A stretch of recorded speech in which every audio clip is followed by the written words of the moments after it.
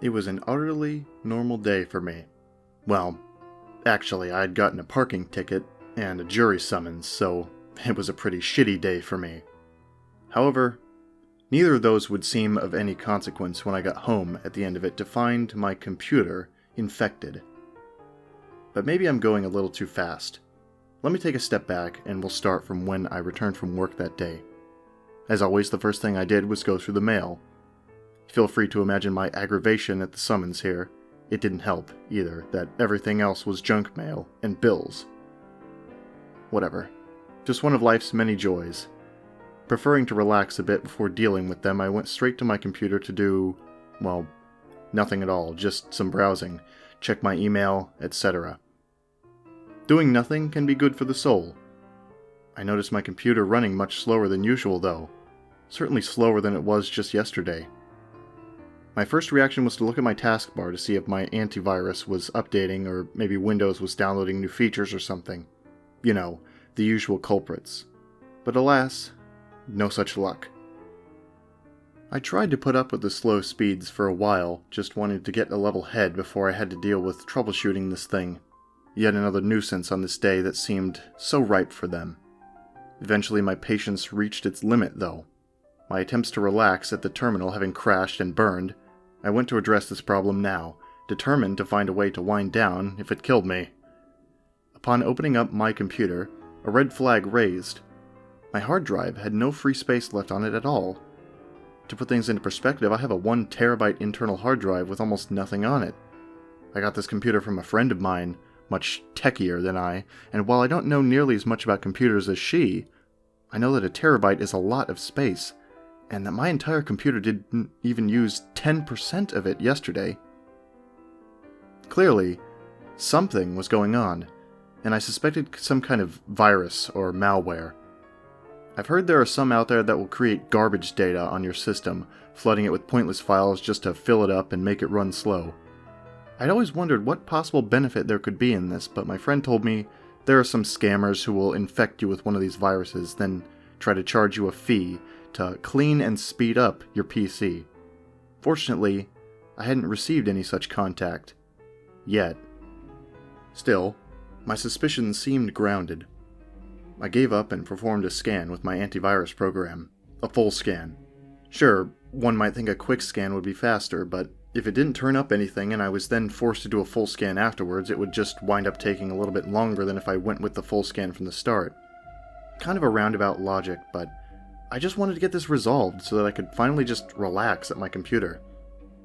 I went to watch some TV for a while. Nothing good on. I really just wanted to go browsing. A couple hours later, I heard the little "scan complete" chime from my speakers and went to go examine the results. No viruses. No malware. I was baffled. However, there was one thing of note on the screen. One file could not be scanned due to corrupted data values. The window had 3 options: List, Report, and Dismiss.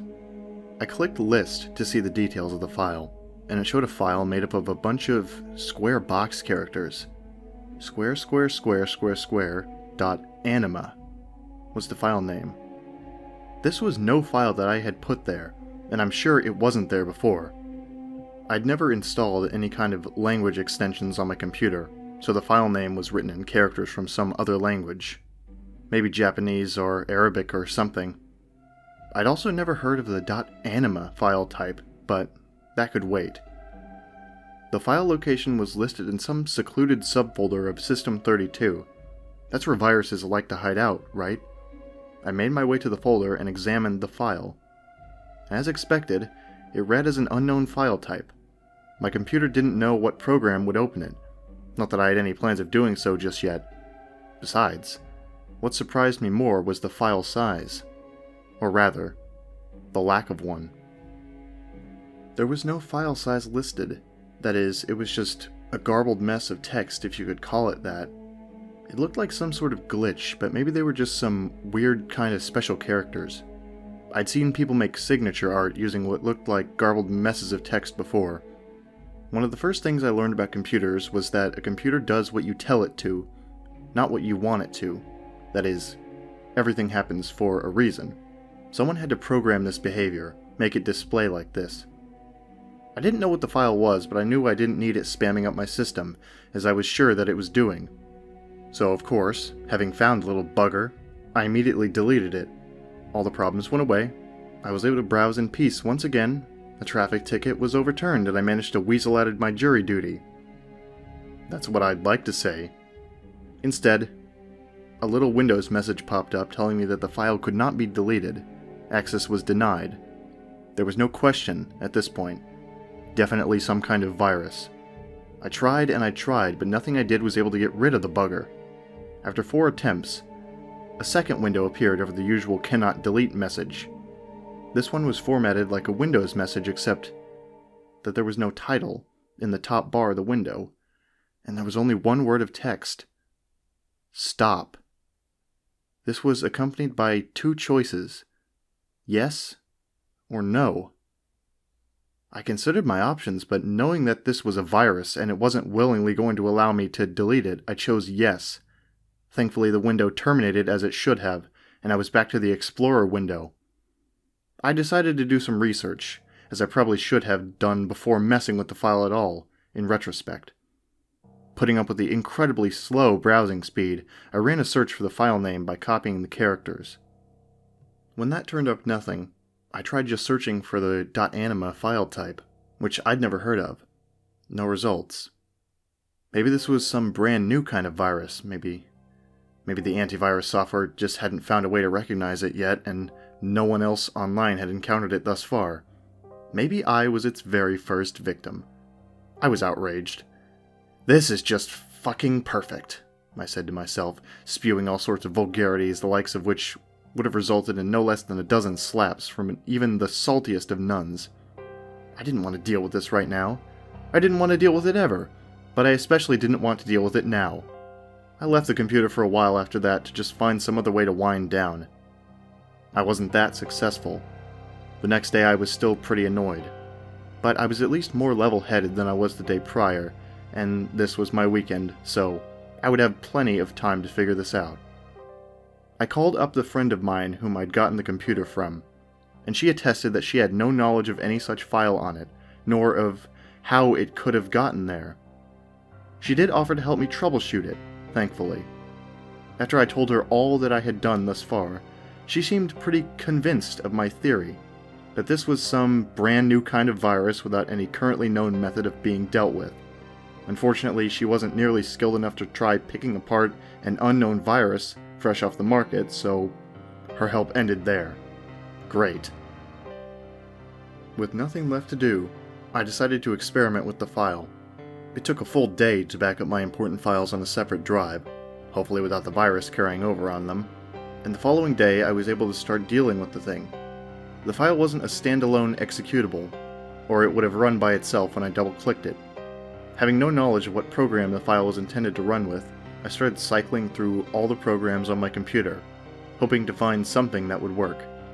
First up was Notepad, as I've found a lot of unknown files can be read in text format.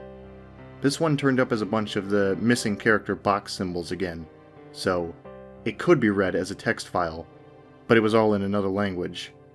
I guess that's a start. For lack of anything else to try, I continued through the list of programs. Next up was Windows Photo Viewer. I didn't expect anything to happen, since if the file had been opened in Notepad, that meant it had to be some kind of text-based file, right? Well, somehow, Photo Viewer was able to read the thing, and it came up with an image of a nice little suburban house somewhere. If it weren't for the subtle cultural hints like the buildings in the background and the style of mailbox, I would have assumed it to be an American suburb. Unfortunately, there wasn't any kind of text anywhere in the image, so I couldn't determine the country of origin. I tried to move the window to the side for later, but accidentally closed it instead. So I tried to open the program again with Photo Viewer, and again it worked, but this time I got a different image. This one of the inside of a car, driving on a brick road from a driver's perspective. How was this possible? Even assuming this file could be read by both Notepad and Photo Viewer, it's just one file. Opening it should come up with the same result each time. If this was a virus, it seemed to mess with the functions of my machine, something fierce. I opened the file once again in Photo Viewer, and this time, I got a string of big, bold, white symbols on a black background. I could be wrong, but I'm pretty sure they were Russian characters. Is that where this file is from? Russia? And the images too? Unfortunately, it was an image, so I couldn't copy the text and paste it into a search engine. I was curious, though. I decided to take a screenshot of the text so I could look at it later.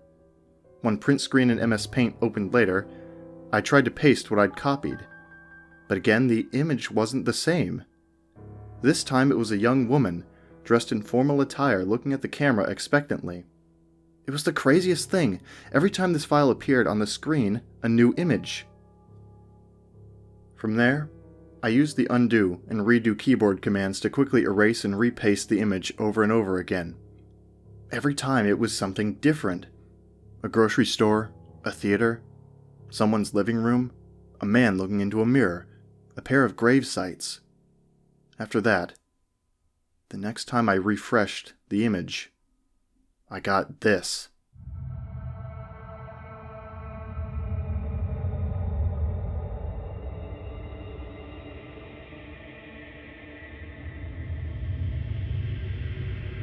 This made me jump a bit. Was this supposed to be addressed to me? Is this what the Russian text before translated to? Someone had to preload all these images into a slideshow and program them into this file. Maybe there were images of this message in all sorts of languages, and these were just the two I happened to encounter first. Still, something about the big, bold, white text message got to me, and I shut down Paint. Still, I was curious now. I wanted to know what other programs might be able to open this file. I tried Windows Media Player next, curious of how it might interpret the file. Apparently it read it as audio, but curiously, the little seek bar did not move. As the file played, the time count went up, but the bar stayed at the far left, like it might have if it were playing some kind of online live stream. The audio was a very clear recording of several people talking in Russian. Hearing it, I was now more certain of what language it was. It was also a hint that I heard dishes clanking and liquid being slurped as the word borscht came up from time to time. I could only assume this was a recording of some family dinner or something. Why it was in the file, I have no idea. The audio was pretty mundane. After 5 minutes or so of nothing particularly interesting happening, I closed it out, and this time tried opening it in VLC Media Player. This time it was read as a video. I don't know why it would be any different between the two players, but the same thing happened in VLC where the time count would go up, but the bar never moved. Due to my computer's infection, the video ran extremely choppily, but what I could make out seemed to be a first-person view of someone sitting in an office, working on an assortment of paperwork. At times I saw the viewer's reflection in his computer monitor, and it looked to be the same man who was looking at himself in the mirror in that image that appeared before. Curious. Just to see what happened, I skipped ahead with the seek bar, trying to find other parts of the video. But as soon as I tried to move it from its position, glued to the left side of the window, VLC crashed and I was forced to shut it down. When I did, another Windows message had appeared beneath the window. Again, no title in the top bar, and only one line of text. Stay out. Again, the options were yes and no. Just to see what would happen, this time I clicked no. That may have been a mistake. The window didn't close, but out of nowhere, my computer started whirring as if it were under an incredible strain, and the screen practically locked up. I tried moving my mouse, but I was unable to move it out of the Stay Out window, which still had both options selectable. Thinking that maybe the computer was having trouble processing the command, I once again clicked no. This time the reaction was even stronger. Countless message windows began popping up over the current one, all of them identical. Stay out, stay out, stay out, stay out. One after another, they rapidly began popping up over the last, slowing my computer to a literal snail's pace. I tried moving the mouse, and it very, very slowly crawled its way away from the no button. Hoping to just end this calamity at this point, I got it to meander over to the yes command, and finally clicked it. Just like that, the windows stopped appearing, the hard drive stopped whirring, and everything seemed to go back to normal. Or at least, it went back to the way it was before I clicked no. The file was still there, and it still had to be taken care of. I tried once again to delete the file. This time, a message popped up reading, "Do not," with the only clickable option being OK. Odd. This message was different from the one I got last time I tried to delete it. Trying to X out of the message window did nothing, so I reluctantly hit OK and it closed. I tried copying the file onto a drive, moving it off my computer, but I then received a Windows error message telling me that the file could not be moved because it is being accessed by another program. The same message came up when I tried just moving it to the desktop for easier access. I was curious to see whether this was true or not, and actually, I hadn't taken a look at my processes to see if maybe there was something going on there that was making my system drag so much. I opened up the Task Manager and switched over to the Processes tab, and sure enough, at the top of the list was one called Anima.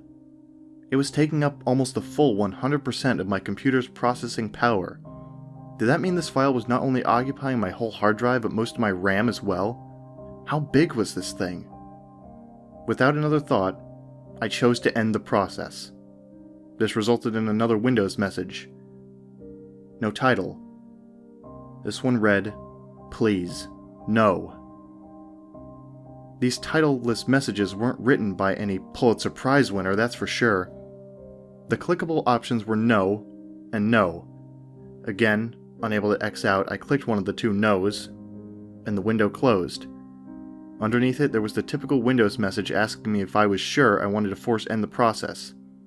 Glad that the virus didn't interfere with this function, I clicked End Process, and my hard drive whirred for a moment. Then, just like that, the process vanished. My CPU usage went back down to its normal levels, and finally, I was able to use the machine freely again. However, the file was still there, in the folder. I could have deleted it then and there, but I wanted to check once again to be sure that no one else had encountered this little bugger yet, so now that I was running at almost full speed, I did another search for the .anima file type. Still no results. On a final hunch, based on the name of the process I saw running, I tried doing a search for just Anima. All this returned was that Anima was a Latin word that functionally translates into English as soul. When I read that, it all hit me like a ton of bricks. That file, it couldn't possibly have been, could it? Was that .anima file a human soul? It had to be some kind of prank, played by someone trying to horrify people for a cheap laugh. All of this had to be programmed, a great big illusion, messing with my system's functionality and creating all these pop-up messages, images, and files just to trick me into thinking that this could really be a person in digital format. Of course, the very idea is preposterous. Even if there were such a thing as a haunted computer or some military experiment to extract a human soul into a digital format, there's no reason, no way, it would wind up on my computer. How could that even have come about? Granted, I have no better explanation of how such a virus would have found its way onto my system. The logical side of me knows better than to believe in some prankster's games, but still, the possibility, however small it may be, still haunts me. What if it had really had been a person in there? Their life, their memories, their thoughts and feelings? If so, what had I just done by ending the process and terminating it from my system? This wasn't something I wanted to think about. I determined to just delete the file so I would never have to think about it again. But before I did that, I had to know. Curiosity got the better of me, and I tried running the file again in all of the programs I had tried previously. Notepad now read it as an empty document. No matter what other program I used, it read only as an empty black screen, with faint static for audio. There was nothing left. Nothing.